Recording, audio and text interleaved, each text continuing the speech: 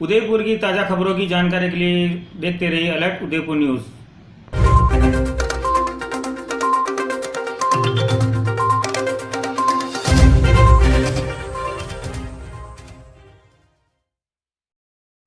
आज आने का मुख्य उद्देश्य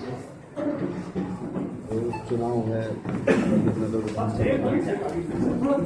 आज आने का मुख्य उद्देश्य जो वल्लभनगर विधानसभा में उपचुनाव है, उसमें भारतीय जनता पार्टी के प्रत्याशी श्री हिम्मत सिंह झाला के पक्ष में अपनी बात करने के लिए आया था। पार्टी का आदेश हुआ था और उदयपुर की धरती को देखना भी चाह रहे थे। पवित्र भूमि मेवाड़ की, जिन्होंने अकबर की अधीनता स्वीकार नहीं की और घास की रोटी खाई, लेकिन लड़ाई गई। मुख्य रूप से जो कार्यकर्ताओं से बात हुई, जनता से बात हुई, राज्य सरकार के क्रियाकलाप पर काफ़ी राजस्थान की जनता को असंतोष है। मुख्य बात यहाँ से शुरू होती है कि 2018 के कांग्रेस ने अपने घोषणा पत्र में ये कहा था जब कांग्रेस की सरकार आएगी तो किसानों के कर्जे माफ करेंगे। कर्जा माफ नहीं किया। बड़ा देश में या राज्य में बड़ी जनता नौजवानों की होती है और नौजवान ज़्यादातर बेरोजगार होते हैं, तो उनको बेरोजगार भत्ता देने की भी बात कहेगी। जो छात्र देख रहे हैं कि कब उनके खाते में बेरोजगार भत्ता से जो घोषणा की गई थी। बिजली के मामले में भी सरकार फेल है। सर थोड़ा सा बिजली के मामले में घटनाएं होती थी, लेकिन कभी राजस्थान में अपराध नहीं होते थे और ख़ासतौर से महिलाओं का बड़ा सम्मान होता था। यहाँ महिलाएं स्वयं इतनी स्वाभिमानी होती हैं, चाहे वो अलाउद्दीन खिलजी का आक्रमण रहा हो या दिल्ली सल्तनत का रहा हो या मुगलों का रहा हो। उन्होंने जौहर करना पसंद किया, लेकिन अपने सत्युत्व पर कभी आँच नहीं आने दी। वहीं पर महिलाओं के साथ दुष्कर्म में नेशनल क्राइम रिकॉर्ड ब्यूरो को जो मैंने थोड़ा देखा है, उसमें महिलाओं के प्रति अपराध और बच्चों के प्रति अपराध होता है। खासतौर से दलित अत्याचार की घटनाएँ। अब मैं ये एक प्रेस नोट है, इसमें दिनांक और जिले और शहर और घटनाओं का विस्तृत वर्णन है, वो आपको प्रेस नोट में दे दूँगा। लेकिन राजस्थान, बल्कि मैं कह सकता हूँ कि हिंदुस्तान का एक हिसाब से बहुत अच्छा सूबा है, जहाँ पर अतिथि को भी देव माना जाता है और बहुत आओ भगत होती है और जहाँ महिलाओं का बहुत सम्मान है। मीरा जी के इस राज्य में अत्याचार अगर हो रहे हैं महिलाओं के साथ, तो वो शोभनीय बात नहीं है। किसी भी पार्टी के घोषणा पत्र को, ये मेरे निजी राय और निजी शब्द हैं, मैं उतना ही पवित्र मानता हूँ जितना किसी भी धर्म में आस्था रखने वाले का, सनातन धर्म वालों को जितना गीता जी से और रामायण में श्रद्धा होती है, या मुस्लिम भाइयों को कुरान शरीफ में, या क्रिश्चियन भाइयों को अपनी बाइबल में, या सिख लोगों को गुरु ग्रंथ साहब में, उतना ही पवित्र चुनाव से पूर्व का मैनिफेस्टो होता है। क्योंकि वो उसी के आधार पर लोग वोट डालते हैं, इस प्रत्याशा उम्मीद के साथ कि पार्टी ने घोषणा पत्र दिया है तो वो पूरा करेंगे। अच्छी सरकार वो होती है जो शपथ लेने की पहली कैबिनेट में अपने 30% घोषणा पत्र को उसी दिन लागू कर दे। फिर अच्छी सरकार उनको भी माना जाता है कि कुछ क्रांतिकारी कदम वो 6 महीने में उठाएं। कुछ सरकारें तो घोषणा पत्र से भी ऊपर चली जाती हैं कि घोषणा पत्र को लागू कर देती हैं, उसके बाद उनका एजेंडा दूसरा भी हो जाता है।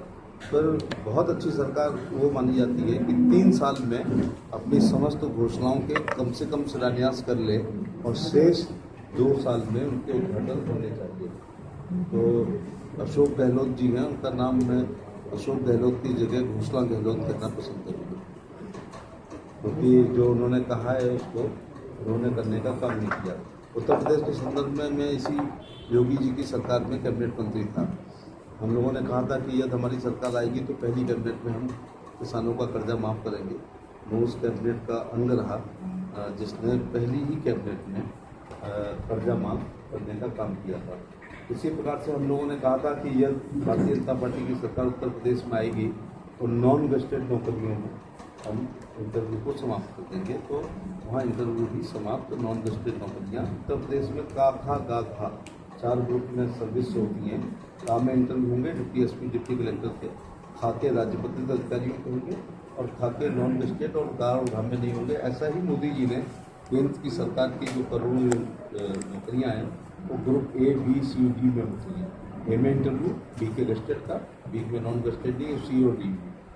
मैं इसको, क्योंकि आपके बहुत महत्वपूर्ण चैनल हैं, राजस्थान के नौजवानों से कहना चाहूँगा कि पैरामिलिट्री फोर्स है, CRP, BSF, IGP, PCI, ये सब, उनके सब इंस्पेक्टर्स की अब इंटरव्यू नहीं होंगे। आप कह सकते हो कि इंटरव्यू खत्म करना क्या बड़ा काम है। ये हमारी पीढ़ी के जो पत्रकार मेरे बाएं बैठे हैं वो इंटरव्यू को समझ सकते हैं।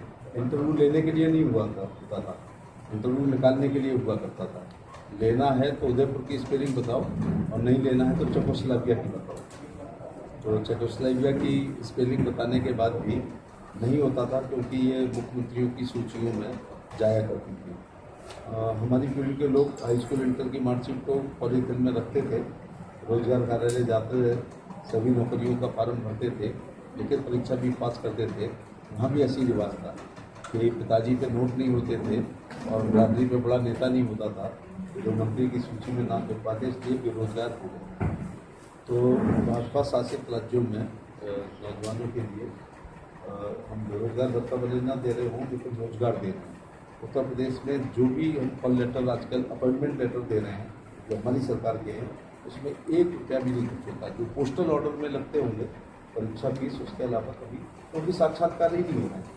OMR सीट पर एग्जामिनेशन होती है, या तो पूरे नंबर या जीरो, या पूरे नंबर या जीरो। परीक्षक का विवेक अब इस्तेमाल नहीं हो रहा है। निबंधात्मक प्रश्न पूछे जाते थे, 10 का निबंध है तो परीक्षक के ऊपर है कि वो 8 दे दे, 7 दे दे, 6 दे दे, 5 दे दे। शॉर्ट नोट पूछे जाते थे टिप्पणियों में, 5 नंबर की टिप्पणी में 3 दे दो, 2.5 दे दो, या जिसको चाहना है तो उसको 4.5 दे दे। अब या तो आदमी बच्चा पूरे नंबर पाता है भाजपा शासित राज्यों में, या जीरो पाता है। आपकी रीट की एग्ज़ाम के पेपर लीक हुए हैं, तो हम तो बहुत अच्छे छात्र रहे, 12-12, 14-14 घंटे पढ़ें और किसी ज़िले में पेपर आउट हो जाए और वहाँ के बच्चे सेलेक्ट हो जाए तो कितना दुख होता है।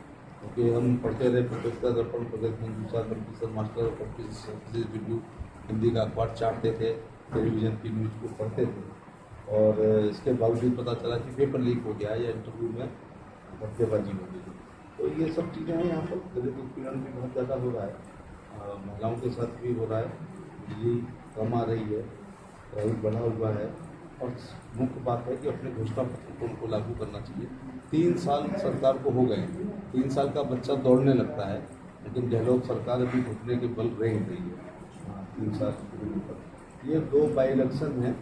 मैं नहीं चाहता कि भगवान कोई अब बाई इलेक्शन राजस्थान में हो, क्योंकि डेथ होने पर सब देखें। लेकिन ये 2 साल बाद चुनाव में उसकी पूर्व संध्या में इसको मानता हूँ, तो इसको मैं सेमीफाइनल मानता हूँ। तो जैसे फिल्म का ट्रेलर देख करके पता चल जाता है कि फिल्म पिटेगी या चलेगी, चावल के 2 दाने देख के पता चलता है कि चावल बने हैं या नहीं बने हैं। इन उपचुनाव से भी यही पता चलना चाहिए। हालांकि उपचुनाव में सरकारों का बड़ा दुरुपयोग भी होता है, हर प्रकार से सरकारी मशीनरी लग जाती है, मिनिस्टर्स वहाँ पर वोट डाल जाते हैं। लेकिन अगर मैं जिस विधानसभा से आ रहा हूँ, बल्लभ नगर से, अगर वो जीतती है कांग्रेस, तो फिर इसका मतलब है कि किसान को गुस्सा नहीं आया है, उसको ना बिजली मिल रही है, ना उसका कर्जा माफ हुआ है, नौजवानों को गुस्सा नहीं आ रहा है, ना उनको बेरोजगारी भत्ता मिल रहा है, ना उनको जॉब मिल रहा है। दलित और पिछड़ों की संख्या हमेशा बहुत ज़्यादा हुआ करती है, और मैं देख रहा हूँ कि बैकवर्ड के लोगों का भी ये कष्ट है कि कांग्रेस शासित राज्य में उनकी लीडरशिप को बहुत ज़्यादा गड़बड़ किया गया है। तो ये कांग्रेस में अपना वितरघात है। सचिन पायलट जैसे लीडर को घर बैठा रखा है और उनको बहुत महत्व नहीं दिया था। मेरे ख्याल से मंत्रिमंडल के विस्तार से वो डरते हैं। प्रियंका जी और राहुल गांधी यहाँ 1 साल बाद चुनाव होगा, वहाँ 1 साल यहाँ से पहले चुनाव होगा, लेकिन वहाँ की हर घटना पर वो लोग पहुँचते हैं बड़ी बड़ी। लेकिन उनको यहाँ नहीं दिखाई पड़ता है कि राजस्थान में जो जमीनें हत्याएँ अथवा लूट अथवा डकैती अथवा रेप हो रहा है, तो उसमें भी उनको यहाँ आना चाहिए और सरकार को थोड़ा टाइट करना चाहिए। मेरा जो विभाग है, प्रधानमंत्री जी ने अंत्योदय की परिभाषा को बदलने का काम किया है। अंत्योदय का मतलब होता था कि आखिरी व्यक्ति के चेहरे पे मुस्कुराहट आए। प्रधानमंत्री जी ने 12 रुपये का बीमा देकर 330 का बीमा दे करके शौचालय और आवास दे करके, ये केंद्र सरकार की योजनाएं हैं, आयुष्मान का कार्ड दे करके अंतिम व्यक्ति के चेहरे की मुस्कुराहट को खिलखिलाहट में बदलने का काम किया। और अभी उनको नया काम एक ये हुआ है कि उन्होंने एक राजनीतिक अंत्योदय किया है। देश में पहली बार हुआ है कि मंत्रिमंडल के विस्तार में 27 पिछड़े वर्ग के लोगों को नौकरी दे करके, जो अंतिम पायदान पर हमारे जैसे लोग खड़े थे, मैं उत्तर भारत का पहला अपने समाज का मिनिस्टर बनाऊं, जबकि आगरा का मैं एमपी हूँ। भरतपुर धौलपुर मेरे बॉर्डर पे है, चाहे वहाँ की राजा खेड़ा विधानसभा हो, मदीना हो, भरतपुर हो, धौलपुर हो, किन्नौर हो, डीन हो, नगर हो, मैं वहाँ देखता हूँ कि बड़ी संख्या में हमारा समाज रहता है। यहाँ चित्तौड़ में भी मैं देख रहा हूँ, उदयपुर और चित्तौड़ की हर विधानसभा में लाडी समाज बड़ी संख्या में रहता है। लेकिन एमपी, किसी भी एमपी को मंत्री नहीं बनाया। अगर कोई लोकसभा नहीं होता है तो राज्यसभा के द्वारा उसका प्रतिनिधित्व करना चाहिए। लेकिन केवल पिछड़ों के लिए नहीं है, बल्कि 11 महिलाओं को भी मंत्रिमंडल में शामिल करके, बल्कि डॉक्टर लोहिया कहते थे कि महिला हर वर्ग की पिछड़ी होती है, क्योंकि दोयम दर्जे का अक्सर व्यवहार होता है उसके साथ, खाने से लेकर के, शिक्षा से लेकर के, स्वास्थ्य से लेकर के। इंदिरा जी की और राजीव गांधी के मंत्रिमंडल में जब महिला का नाम राष्ट्रपति भवन में बोलता था तो मैं अपने आप उनका विभाग घोषित कर देता था कि इनको बाल विकास पुष्टाहार पंजीरी ही मिलेगी। लेकिन मोदी जी के मंत्रिमंडल में मेरी साथी लेखी जो हैं वो विदेश में हैं, तो मैंने तो अपनी पत्नी को अपने घर का खजाना सौंपा है, लेकिन प्रधानमंत्री जी ने पूरे देश का खजाना मंत्री बना करके कोई कार्य सौंपा है। MSME में भी हैं, कॉर्पोरेट में भी है, हेल्थ मिनिस्टर भी MOS हैं, और पहले विदेश मंत्रालय भी रहा है वो है। तो SC ST के भी 10-11 लोगों को ये पत्र दिया। इस बार प्रधानमंत्री जी ने मंत्रिमंडल को एक खूबसूरत गुलदस्ता बनाया। खूबसूरत गुलदस्ता वो होता है जिसमें हर वर्ग का फूल, हर किस्म का फूल और हर प्रकार की खुशबू का फूल। अभी पिछड़ों के लिए आपने देखा होगा कि स्टैंडिंग कमेटी SC की होती थी, ST की होती थी, माइनॉरिटी की होती थी, लेकिन OBC की स्टैंडिंग कमेटी नहीं है। आप बहुत बुद्धिजीवी पत्रकार हैं, अक्सर देश के बड़े मसलों को स्टैंडिंग कमेटी को रेफर कर दिया जाता है, वो चाहे वो फोर्स के मसले रहे हों या बाकी मसले रहे हों। लेकिन जो 50-52% आबादी है उसकी स्टैंडिंग कमेटी नहीं थी। प्रधानमंत्री जी का आभार कि उन्होंने स्टैंडिंग कमेटी फॉर OBC बनाई। राज्यसभा में कांग्रेस ने रोकने का काम किया। SC कमीशन बहुत पावरफुल होता है क्योंकि उसको संवैधानिक दर्जा होता है। तो बैकवर्ड का जो कमीशन हुआ करता था वो दंतहीन और शक्तिहीन होता था। एक बार मैंने बैकवर्ड के 16 बड़ी हर जाति के नेताओं को माननीय प्रधानमंत्री जी से मिलवाया, और उन्हीं के सामने मेरा कॉन्फिडेंस लेवल देखो कि मैंने उन्हीं नेताओं से पूछा कि बैकवर्ड कमीशन के एक चेयरमैन है, जरा नाम बताओ। मुझे दुख के साथ कहना पड़ रहा है कि एक भी बैकवर्ड का राष्ट्रीय स्तर का नेता OBC के कमीशन के चेयरमैन को नहीं बता पाया। और जैसे ही मैंने पूछा कि SC कमीशन के चेयरमैन कौन है तो PL पुनिया का नाम सबने बता दिया। तो ऐसा नहीं कि PL पुनिया बहुत योग्य थे, ब्यूरोक्रेट इसलिए जानते हैं क्योंकि वो बहुत पावरफुल कमीशन था। अखबारों में पढ़ते हैं कि दलित उत्पीड़न पर FIR नहीं होती है तो वो तलब कर लेते हैं, कोई प्रमोशन में गड़बड़ी है तो वो तलब कर लेते हैं, एट्रोसिटीज़ कोई होती है, बलात्कार वगैरह होता है या नरसंहार होते हैं तो IG DIG DG even chief secretary को बुला लेते थे। चूँकि बैकवर्ड कमीशन के चेयरमैन भी आंध्रा के एक्स हाईकोर्ट के जज थे, लेकिन उनका नाम इसलिए नहीं जानते थे कि कमीशन दंतहीन शक्तिहीन था। तो प्रधानमंत्री जी ने बैकवर्ड कमीशन को संवैधानिक दर्जा देकर और उसको ताकतवर बनाया है।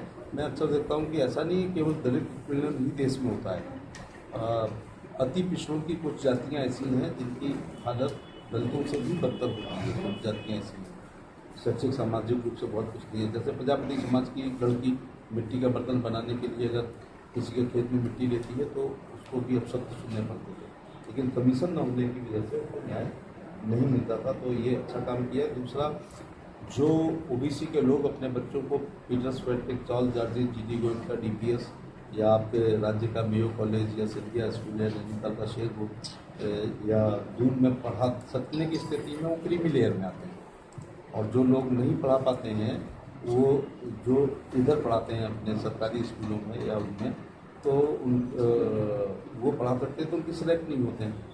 तो क्रीमी को 6 लाख से 8 लाख रुपये करके थोड़ी रेंज बढ़ाई है, जिससे नौकरी पा सकते हैं। और सबसे अच्छा काम ये हुआ है कि अभी संविधान में संशोधन करके, मैं उसी लोकसभा का सदस्य हूँ, राज्यों को ये अधिकार दिया गया है कि अगर शैक्षिक सामाजिक रूप से किसी जाति को आप उसका मानते हैं तो आप स्वयं मुक्ति सूची में उसको शामिल कर सकते हैं, जो कि केंद्र सरकार का था। तो ये सत्ता का विकेंद्रीकरण करने का काम किया है। बहुत से सूबों में कांग्रेस की सरकार है, हमारी सरकार नहीं है, फिर भी उनके मुख्यमंत्रियों को हम लोगों ने फेडरल सिस्टम के तहत ये ताकत देने का प्रयास किया है कि वो ऐसे चिन्हित कर सकते हैं तो उनको वो शामिल कर सकते हैं। अभी एक बड़ा काम हुआ है कि सेंट्रल कोटे में जो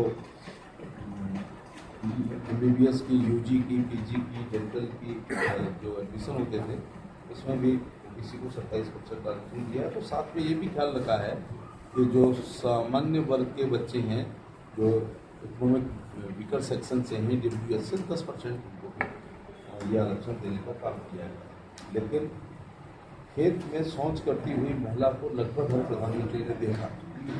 मेरी दादी नानी माओं को मैंने देखा था कि शौचालय नहीं होता था तो खेत में जाती थी, फिर पानी बरसता था तो उसकी मेड़ पे ऊंची होती है उस पर बैठती थी, फिर लगातार जैसे अभी 4 दिन से आगरा में बारिश हो रही है तो गांव की सड़क पे वो बैठा करती थी।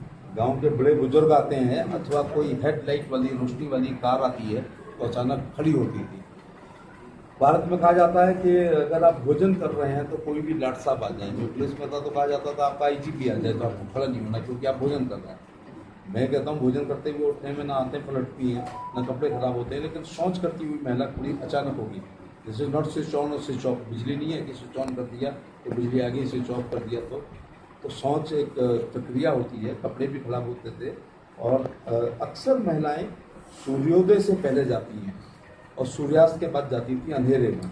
इस अंधेरे का लाभ उठा करके बलात्कार की घटनाएं ज़्यादा होती थी। मैं कुछ साल पुलिस में रहा हूँ तो अगर 100 बलात्कार की FIR आती थी तो 90 का मैटर होता था कि मेरी पत्नी, बहन, माँ शौच करने के लिए अंधेरे में जा रही थी तो उसके साथ दुष्कर्म किया गया। तो ये भले 12,000 रुपये का है लेकिन ये एक इज्जत घर है। तो इसी प्रकार से केवल उसकी उम्र 18 से 70 साल होनी चाहिए।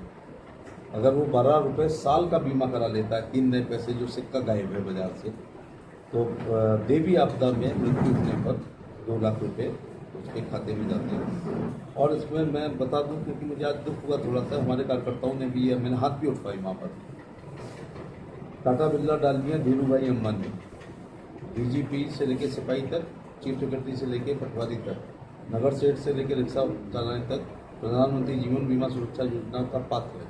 केवल 18 से 70 साल होना चाहिए। मैं जब बीमा करा रहा था मेरी पत्नी ने कहा 2 लाख में क्या होगा, मैंने कहा 2 ही लाख थोड़े छोड़ के जाऊँगा, लेकिन सरकार के 2 लाख क्यों छोड़ूंगा। मेरी 13वीं वाले दिन 20 लोगों को जो हमारे घर में सहयोगी हैं उनको 10-10 हज़ार रुपये दे सकते हो आप, लेकिन हम सरकार की योजना को क्यों छोड़ें। इसी प्रकार से 18 साल से 50 साल की उम्र के नौजवानों को इसमें 330 रुपये है। पैसा इसलिए बढ़ाया गया कि इसमें नेचुरल डेथ को भी इंक्लूड किया गया है। तो बैंक जो है वो केंद्र सरकार की है। तो आप लोगों को, पार्टी के लोगों से भी कहना चाहेंगे कि स्वयं भी चैरिटी बिगेंस फ्रॉम होम अपना भी कराना चाहिए, अपने सब समर्थकों को कराना चाहिए, हमारे बूथ अध्यक्ष और बूथ की कमेटी तक को होना चाहिए, इसके बाद सब लोगों का ये कराना चाहिए। एक बड़ी बात हो रही है प्रेस में, लेकिन मैं एक बार छुट्टी पर अपने घर गया था तो मैंने अपनी माँ को रात में 5 बार उठ के चूल्हा जला करके दूध गर्म अपने छोटे छोटे बच्चे जो नाती वाती थे उनके लिए किया। मैंने कहा कि आप रात में नहीं सोइए क्योंकि आप 5 बार उठिए। तो उन्होंने कहा गैस नहीं है और ना थर्मस से जो इकट्ठा कर लूँ। तो मैं छुट्टी से वापस गया, गैस एजेंसी पर मैंने कहा कि मुझे गैस चाहिए, उसने कहा फॉर्म भर दो। तो मैंने कहा कब मिलेगी, तो बोली 5 साल बाद पूछने आना। मैंने कहा मैं वर्दी पहन के गया था तो थोड़ा एक एटीट्यूड भी होता है, तो मैंने कहा इस पर कोई असर नहीं पड़ रहा है यूनिफॉर्म का भी। तो उसने कहा ब्रह्मदत्त से आप आउट ऑफ टर्न ले लो। ब्रह्मदत्त उस जमाने के पेट्रोलियम मंत्री होते। तो मैंने कहा हमारी हैसियत नहीं है। मैं ऑन रिकॉर्ड कह रहा हूँ कि मैंने उनकी कार का नंबर नोट किया, क्योंकि ये मोटर व्हीकल एक्ट का उल्लंघन बहुत लोग करते हैं, लाल बत्ती में भी घुस जाते हैं, ओवर राइडिंग करते हैं, ओवर स्पीड करते हैं। तो मैंने उसके चालान किए। तो मुझे उन्होंने बुला के गैस दी, तो मैंने उनसे कहा कि मैं चूल्हा भी नहीं खरीदूंगा, क्योंकि गैस एजेंसी के मालिक बड़े लोग होते थे, पेट्रोलियम मंत्री देता था। और उसमें कमाई होती थी। तो मैंने कहा ISI होना चाहिए नियम का। तो मैंने एक बाहर से खरीदा, तो भरा हुआ गैस सिलेंडर, चूल्हा, रेगुलेटर लेके संगम एक्सप्रेस में बैठ के जब मैंने अपनी माँ को दिया, तो उन्होंने कहा कि मैं 3 पुलिस अफसरों की माँ हूँ। इसके बावजूद ये सोने चांदी से भी बड़ी गिफ्ट है, क्योंकि जब जुलाई, अगस्त, सितंबर के महीने में कंडे गीले हो जाते हैं, हम अरहर की लकड़ी को खाणू कहते हैं, वो हो जाती है गीली, सरसों की लकड़ी को हम तोई कहते हैं, तोई गीली हो जाती है, तो फिर बहुत चूल्हे जलाने में दिक्कत आती है। फूंकते फूंकते उनको मोतियाबिंद हो गया था। अब मैं प्रधानमंत्री का आभार प्रकट करना चाहूँगा कि अंतिम आदिवासी महिला को गैस सिलेंडर देने का काम किया है। मैं बहुत छोटे से गांव से आता हूं, तो बीमार होने पे काढ़ा पीते थे, तुलसी। मनरेगा में जब 20-30 करोड़ लोग हैं, ऐसे लोगों के पास प्रिस्क्रिप्शन के अनुसार ये इलाज नहीं करा सकते, तो हम बचे हुए 20-22-25 रुपये लेके डॉक्टर के पास जाते थे। डॉक्टर कहता था वायरल है, आपको 5 दिन का एंटीबायोटिक चलेगा, तो वो ऑगमेंटेड सिटीजन और लेगरा नहीं खा सकते हैं, तो वो 22 रुपये, 18 रुपये, 70 रुपये दे के कहते थे कि इसमें इलाज करो। तो डॉक्टर नीली लाल गोलियाँ बिना रेफर की देता था अखबार में लपेट के। आज अगर 2011 की जनगणना के अनुसार उनकी सूची में नाम है, तो उदयपुर के मेदांता अस्पताल में भी उनका 5 लाख रुपए प्रति साल प्रति व्यक्ति का इलाज हुआ करेगा। तो ये एक बड़ा चिकित्सा के मामले में बहुत काम है। इन्हीं सबको लेकर केंद्र सरकार की कल्याणकारी योजनाओं को लेकर आगामी चुनाव में भी जाएंगे, और इस सरकार की लॉ एंड ऑर्डर उसको लेकर के, और खासतौर से बूथ अध्यक्ष से लेकर और राष्ट्रीय अध्यक्ष जो परिश्रम की पराकाष्ठा का पसीना बहा रहे हैं, उससे आगामी बाई इलेक्शन में और मुख्य चुनाव में भी कमल निश्चित तौर से बनेगा। ऐसा मेरा जहाँ तक विभाग है, हम लोगों ने कोशिश करी है कि आस्को को में फांसी तक का प्रावधान किया है अगर माइनर बच्ची और बच्चे के साथ रेप होता है, और इसके अलावा नार्को टेस्ट को हम लोग बहुत महत्व दे रहे हैं। हम लोग लाइट डिटेक्टर पे बहुत महत्व दे रहे हैं, DNA टेस्ट पर बहुत महत्व दे रहे हैं, क्योंकि अब इन्वेस्टिगेशन साइंटिफिक होना चाहिए।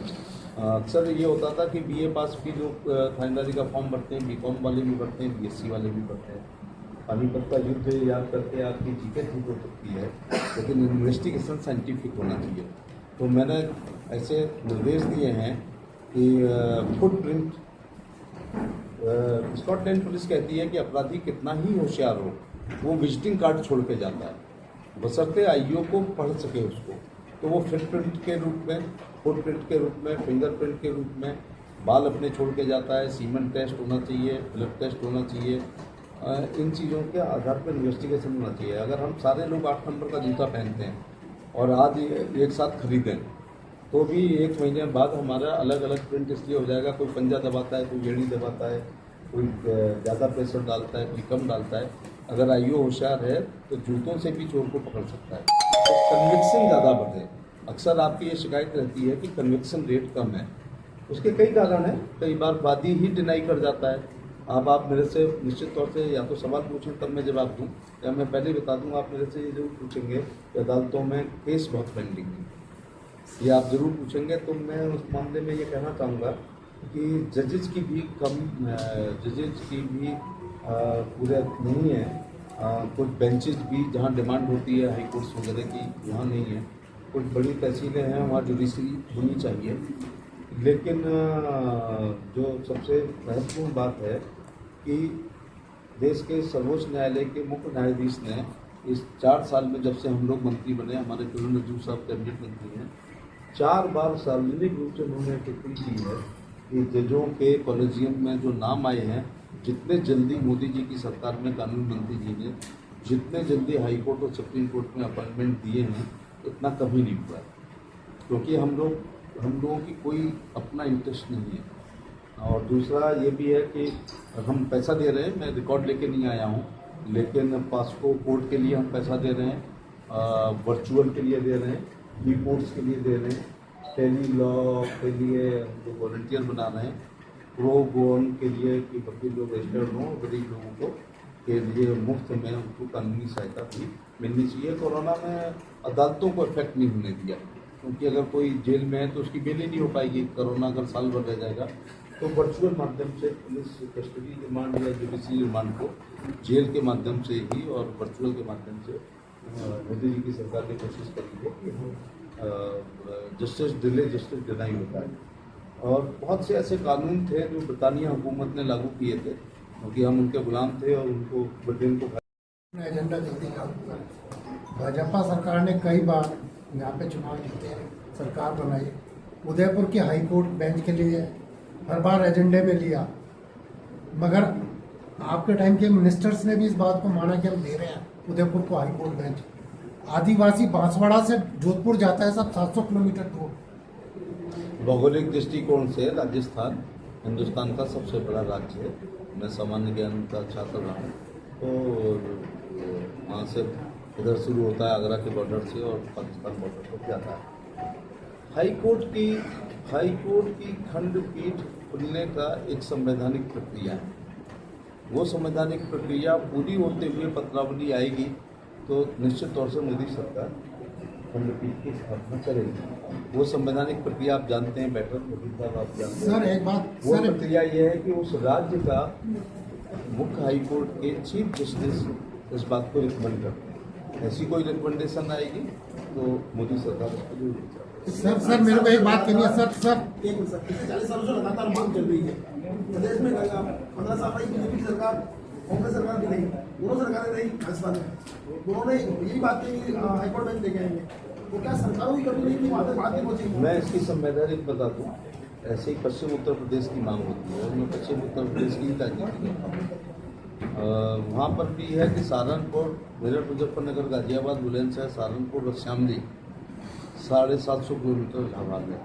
बल्कि वो लोग मजाक में कहते हैं कि लाहौर पास में, लाहौर का हाई कोर्ट पास में है और वहाँ एक ही खंडपीठ है लखनऊ में। इसकी संवैधानिक एक है, अपने एक सिस्टम है। तो chief justice high court Rajasthan जब रिकमेंड करेंगे जहाँ के लिए भी और राज्य सरकार की अनुमति होते हुए केंद्र सरकार उसको जरूर पूरा करेगी। मैंने ऊपर नपे तुले सर मेरे वकीलों से पूरी तरह से जुड़े हुए होते हैं। हर क्षेत्र का अपना एक दबाव रहता है। राज्य सरकार और केंद्र सरकारों की राजनीतिक मजबूरियां होती है। ऐसे में केंद्र क्यों नहीं कड़क कदम उठाता? क्योंकि आम आदमी के हमारा संविधान यही कह रहा है, जुडिशरी अपने आप में जो हमारा चौखंबा राज है उसमें कार्यपालिका, विधायिका, न्यायपालिका और मीडिया है। तो जुडिशरी में हस्तक्षेप नहीं होते, वो अपना हम हर जगह कह सकते हैं एडवाइज भी कर सकते हैं, लेकिन उनको बाध्य नहीं कर सकते हैं। इसलिए वो एक अपने आप में स्वतंत्र एवं निष्पक्ष विभाग है। मैंने फिर एक बार दोहराऊंगा कि पूरे देश के लिए कि वहाँ जिन जिन सूबों में खंडपीठ की मांग है वहाँ के मुख्य न्यायाधीश ऐसा प्रस्ताव राज्य सरकार के माध्यम से केंद्र सरकार को भेजेंगे तो केंद्र सरकार उसको जरूर मानेगी। अब आपने कहा कि वकीलों का दबाव रहता है, जुडिशरी को किसी के दबाव में नहीं आना चाहिए। जुडिशरी को किसी के दबाव में, क्षेत्र वाले वकील अपने आप को घेर के रखते हैं, आम जनता को लाभ पहुंचाने वाले काम होने चाहिए। मुद्दे थे आपने राजस्थान सरकार के, कांग्रेस के घोषणा पत्र का भी जिक्र किया, बीजेपी के घोषणा पत्र का। 40 साल में जितने इलेक्शन हुए दोनों पार्टियों के घोषणा पत्र में हाईकोर्ट बेंच अपन मेरे ख्याल से उसमें बोल चुके हैं काफी। और हाईकोर्ट की मैंने कहा ना कि हाईकोर्ट घोषणा पत्र होना एक अलग बात है, लेकिन मैं फिर भी कहना चाहूँगा कि तीसरी बार में इस बात और शिक्षा मंत्री भी राजस्थान के, उन्होंने प्रेस कॉन्फ्रेंस ली थी, बात हुई थी, तो उनसे कहो कि जरा प्रेस कॉन्फ्रेंस कम किया करें, उनकी स्लिप ऑफ द टंग से महिलाओं का अपमान हो जाता है। नहीं, उनका ये कहना था कि नकल संबंधी बात है, जो फर्जी सर्टिफिकेट जो एग्जाम्स में लगते हैं उसको लेकर उनका कहना था ज्यादातर यूपी में बनते हैं। जी, एग्जाम्स नकली सर्टिफिकेट ज्यादा यूपी में बनते हैं, फर्जी सर्टिफिकेट ज्यादातर यूपी में बनते हैं। उत्तर प्रदेश का शिक्षा का इतिहास का स्वर्ण युग वो था जब स्वर्गीय बाबू कल्याण सिंह जी की सरकार में माध्यमिक शिक्षा मंत्री श्री राजनाथ सिंह जी ने नकल विरोधी अध्यादेश लाए थे। उनकी सरकार आने से पहले एक कार्यकाल मुलायम सिंह जी का हुआ था 89 से 91। ओके, 89 से पहले 177 में और 2.5 साल के लिए आई। उसके पहले कांग्रेस ने ही राज किया था, वो हमारा स्वर्ण युग था। फिर सपा बसपा के गठबंधन 1993 में हुआ। उन्होंने अपने घोषणा पत्र में ये कहा था कि यदि इस गठबंधन की सरकार आएगी तो शपथ लेने की पहली कैबिनेट में नकल विरोधी अध्यादेश में आग लगा देगी। क्योंकि मुलायम सिंह कदमी उनकी एक रहती है, उन्होंने पहली कैबिनेट में, ये शायद 5 दिसंबर 1993 की बात है, मुझे कुछ तारीख अगर याद आ रही है, तो उन्होंने नकल विरोधी अध्यादेश में आग लगाई। उसी के साथ UP board was one of the best board of India. हमने राजस्थान को भी शिक्षा के क्षेत्र में हमारे अध्यापक बहुत आए हैं यहाँ पढ़ाने शुरू के दिन में आज़ादी के बाद। तो मैं देखता था मध्य प्रदेश और राजस्थान में तीसरा शिक्षक उत्तर प्रदेश का हुआ करता था। ये ऐसा मैं देखा करता था, लेकिन आज बहुत अच्छा आप कर रहे हैं। हमारे यहाँ कोई ना कोई IAS IPS हमेशा राजस्थान का एक रहता है। शिक्षा के क्षेत्र में आपने उन्नति करी है, लेकिन उत्तर प्रदेश में नकल विरोधी अध्यादेश हम नहीं लाए हैं, लेकिन नकल बिना हमारे डिप्टी CM साहब शिक्षा मंत्री हैं, माध्यमिक शिक्षा और उच्च शिक्षा में लड़का ऐसे नहीं गर्दन घुमा सकता है। CCTV लगे हुए हैं, बल्कि हमारे कुछ कॉलेज शिक्षक विहीन परीक्षा कर रहे हैं। सर मैं बहुत साल में अपने घर का प्रधानमंत्री तो बना दिया था महिला, लेकिन आम महिलाओं के लिए बहुत ज़्यादा दिक्कतें नहीं होती थी, क्योंकि उत्तर प्रदेश में उनको आना नहीं है। तो वो ये भी कह सकती हैं कि हम चांद सितारे लाएंगे, हम गंगा जी को गंगोत्री की जगह गंगा सागर से चला देंगे, तो वो कुछ भी कह सकती हैं, क्योंकि गोंड केस हो गया है कांग्रेस। इस समय मुझे याद नहीं आ रहा है, बहुत नगण्य MLA हैं उनके, और सांसद एक है केवल। तो प्रियंका जी से मैं बहुत डरता था निजी तौर से, मेरी बात को ट्विस्ट मत करना, जब तक वो राजनीति में नहीं आई। तो मैं सोचता था, ये मेरे निजी विचार हैं, कि कभी प्रियंका जी राजनीति में आएंगी तो उनमें इंदिरा गांधी की झलक देखेंगे, यूथ कांग्रेस का जमाना लौटेगा, संजय गांधी वाला, यूथ उनके पीछे भागेगा, तो वो एक बड़ा परिवर्तन ला सकती हैं, ऐसा मेरा विचार था। लेकिन जब वो आई तो पहले तो वो उड़ती थी दिल्ली हवाई अड्डे से, तो रायबरेली के फुर्सतगंज हवाई अड्डे पर हमेशा उतरती थी चार्टर्ड प्लेन से, और उसके बाद वो अपनी माता जी की और अपने भाई की लोकसभाओं को देखती थी। लेकिन जब वो बहुत सक्रिय हुई, जब वो अमेठी रायबरेली के अलावा आगरा, एटा, फिरोजाबाद, प्रतापगढ़ भी गई, तो माफ़ करना, जब से वो सक्रिय हुई हैं तो जो अमेठी अजय हुआ करती थी, जिसमें कभी संजय सिंह हारे थे अकेले एक बार और रविंद्र सिंह जीते थे, वो अजय लोकसभा भी उनके भाई हार गए। उनके भाई को लग रहा था कि ये बहन भी हमारी नैया पार नहीं कर पाएगी, तो इसलिए वो दक्षिण भारत में केरल वेरल से चुनाव लड़ने चले गए थे। इसलिए वो 40% की बात करें, कुछ भी करें, अब जो है कांग्रेस का वहाँ कोई है नहीं, कुछ है नहीं मामला। और मैं गारंटी के साथ कह रहा हूँ कि दहाई में भी, 2 आंकड़े में भी उनके विधायक नहीं आएंगे। मुकदमों की पेंडेंसी का कारण केवल जुडिशरी अफसरों की कमी नहीं है, या कोर्ट्स की कमी नहीं है, या हाईकोर्ट बेंचेस की कमी नहीं है।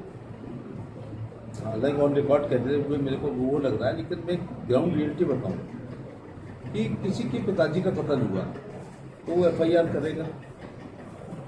मुलजिम को सजा दिलाने के लिए भी उसको कम से कम 18-20 बार कोर्ट में आना होगा, क्योंकि वो चश्मदीद गवाह है या वो वादी है। तो मैं ये देखता हूँ कि अगर फसल कट रही है तो उस दिन वकील साहब को फ़ोन करते हैं, आज तारीख ले लो। ये तारीखें इतनी वादी लेता है, वादी भी लेता है और गवाही भी लेता है और IO भी लेता है।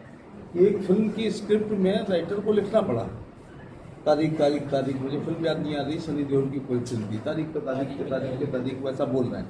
अब मैं आपको एक व्यवहारिक पक्ष बता रहा हूँ। ट्रांसफ़र पॉलिसी राजस्थान में होगी पुलिस की, या तो 3 साल की होगी थानेदार की, या 5 साल की होगी। जिले में होगी, निश्चित तौर से ट्रांसफ़र पॉलिसी होगी। हमारे यहाँ वो ट्रांसफ़र पॉलिसी 3 साल की है कि एक सब इंस्पेक्टर एक जिले में 3 साल रहेगा, और अच्छा फिर वो संभाग आप जिसको बोलते हैं उसमें वो 8 साल रहेगा। इसके बाद उसको दूसरे संभाग में जाना पड़ेगा। तो एक FIR हुई, फिर नकल चेक, नकल रिकॉर्ड, फिर क्या करता अभियुक्त कई बार क्या करता है कि जब वो लगता है कि उसके खिलाफ चार्जशीट जा रही है तो वो दरखास्त देता है कि मेरी तफ्तीश को इस थाने से बदल के दूसरे थाने में कर दीजिए। अब उसने डिले कर दिया, देन दूसरा भी IO कहता है कि भाई आपके खिलाफ गवाही है, हम आपको अरेस्ट करेंगे। तो वो चाहे पॉलिटिकल लोगों का सहारा ले या जो भी वो तरीका अपनाए, अदालत में एप्लीकेशन दे, देन वो दूसरे जिले में ले जाता है। मैं मुलजिम की बात कर रहा हूँ।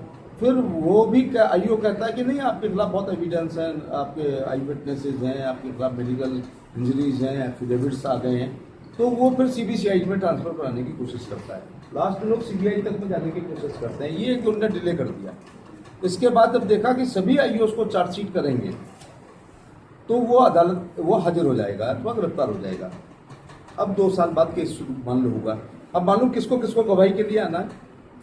ये मेरा 10 साल का पुलिस बैकग्राउंड, इसलिए मैं इतनी अच्छा जवाब दे पा रहा हूँ कि FIR का लेखक जो मुंशी है उसको आना है और ये कहना है कि हाँ मैंने ही लिखी है। फिर हेड मॉडरेटर को केवल 1 दिन के लिए, इस दौरान ट्रांसफर पॉलिसी में वो उदयपुर से जयपुर, जोधपुर या भरतपुर, धौलपुर या भीलवाड़ा या वहाँ जा चुके हैं।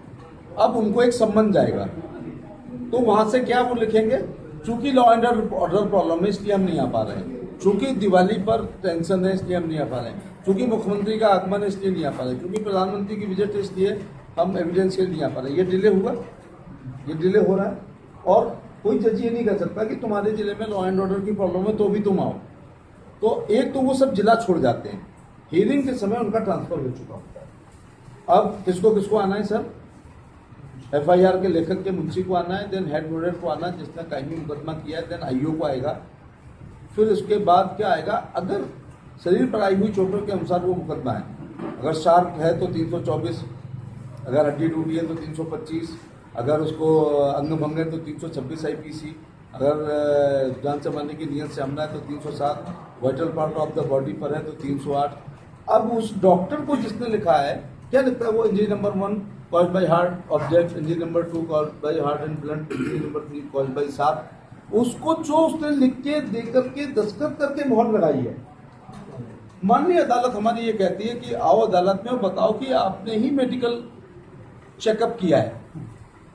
अब वो चला गया है, इस समय CMO बन के कहीं पर है, अब वो आना चाहता है, इसीलिए जल्दी लाने के लिए हमने वर्चुअल किया है कि वो वहीं से कहे कि सर हमने ये मेडिकल इंजरीज किया, जबकि मोहर भी लगाता है।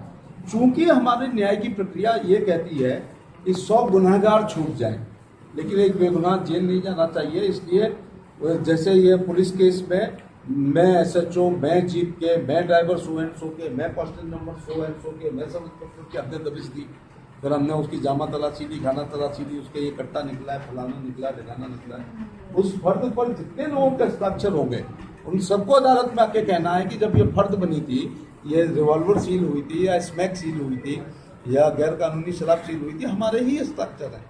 अब वो सब लोग आएंगे, जब तक सारे एविडेंस नहीं हो जाएंगे तब तक फैसला नहीं होगा। मैं आज बहुत व्यवहारिक पक्ष आपको बताया है। इस दौरान क्या होने लगता है, कई बार 2 पार्टियों में समझौता जाति नेता अथवा नेता कराने लगते हैं अथवा लेन देन के आधार पर।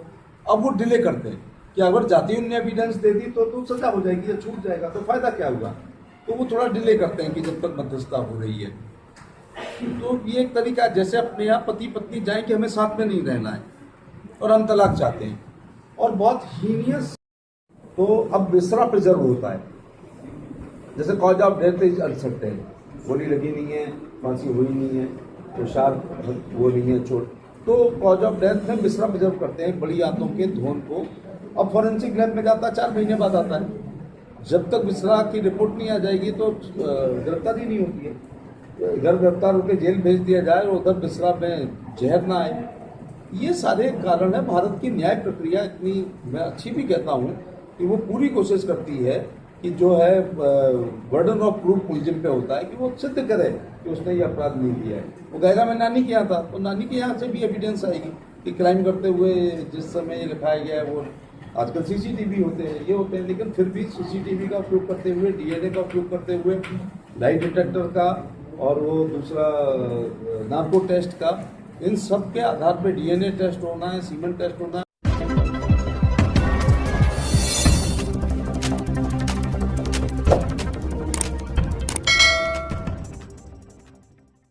उदयपुर की ताज़ा खबरों की जानकारी के लिए देखते रहिए अलर्ट उदयपुर न्यूज़।